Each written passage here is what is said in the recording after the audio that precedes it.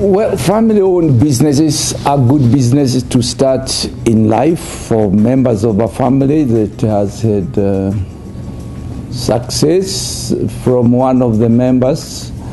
But when you pass on from the original implementer of the project to the new inheritors, it has to be very carefully crafted, because there are many issues when the original owner of the business passes on. I think one thing that happens is the mentorship is not there. The people are not prepared to take over family businesses. There is nobody with the same skills as the originator of the business. And often the owner of the business does not share information with the future generations.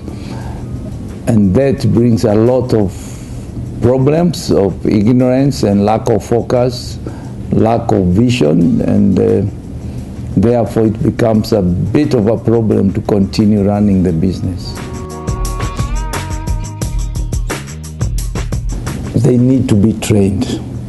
They need focus. They need commitment. They need to remove things that will bring conflict of interest in the families. You need to be very clear how the family is run, business should be run, how it is shared, who has the authority to run the business. But besides that, you need to move to another level where you distinguish a business from the ownership. Go to school and train at Harvard, where I spent time studying. They have courses on family-owned businesses, how they are run during and after the person who created the business passes on. Well, it depends. There are some members of a family that may be very interested to follow the footsteps of the parent, but there are also members who are not interested in the type of business that the parents own. And that should not be a problem. When the originator of that business passes on, all the members are entitled to share something out of it. They do not have to work in that business. They can be just shareholders. One of the biggest problems in family-owned businesses, they never hardly create shares ownership. So nobody knows who owns what. They all run it like a communal business. And that often brings conflict of interest, and it brings issue of disagreement when there is a decision to be made, because you don't know who owns what and who has the authority to make the decision. Equally, a business like that, the ownership, the leadership is normally the biggest input in a business. What you need to do is sometimes take that business and scale it up, bring other investors into that business, and remove the direct family members from managing day-to-day business if they do not have the skills to run that business. That way you can have the business surviving and moving on to another level. If you look at Henry Ford started a business making cars, but he passed on that business to bigger corporations, to bigger companies, and that business outlives him for many years to come. So many businesses in the Western world that were started as family business, but it transited to become big multinationals. So you can have a small business which you start, and depending on the way you craft it, it can continue to become a big multinational. And this is the vision and the feel, the way people who own a family business should look at it. They should have a vision to say, we have the base. How can this grow and be bigger business than what we have today. And that way you bring expertise, you bring vision, you bring strategy, you have other people invest in the business, and therefore remove personal interests and separate the business from individual interests. Well, again, you bring into a business any member of the family who has an interest to add value to the business. But you don't bring in members who are just busybodies who are coming to sit there and disrupt the way business is run. It is better if they are not involved at all in the business.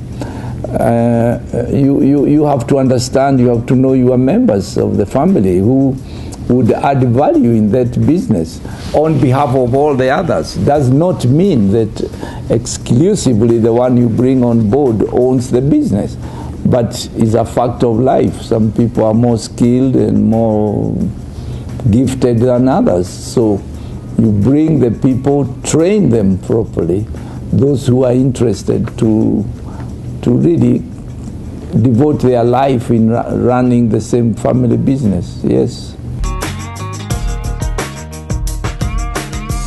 The employees have no issue. If you bring somebody who adds value, they know you are a member of that family, and it is an honor to be involved in the business so that they keep continuity, and they just have to learn to know their new partner in business. Some members of a family start from a very low junior position and they work their way up the ladder. So it doesn't mean that any member of a family who comes into a business has to be a big boss for that matter.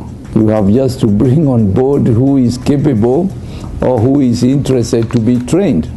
Obviously there is management in that company. The owner is not running the business alone.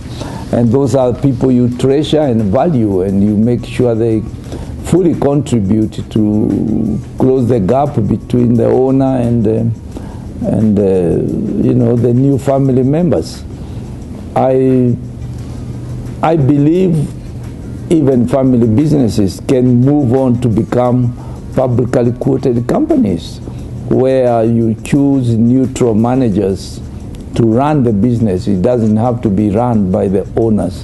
And in fact, in many instances, like in banking sector, they keep and they want you to keep the ownership and management very far apart, so that the business is professionally managed.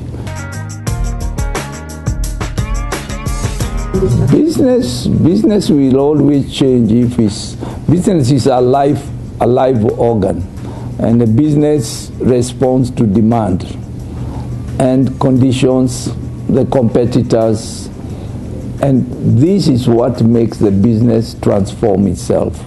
So you need to make sure that the business is sensitive to the situation in the marketplace, is sensitive to the competition and the conditions set by government or many other innovations that come on board. So it is important that business is alive and transforms and keeps up with the day's requirements, because if the business is left behind by the requirement of the customers, it will not last very long, because it will lose its customers, because somebody else will set up something that is in line with what the customers are looking for. So it is important for business to keep on re-engineering itself to be able to keep up with the demand and the times of the day. Yeah.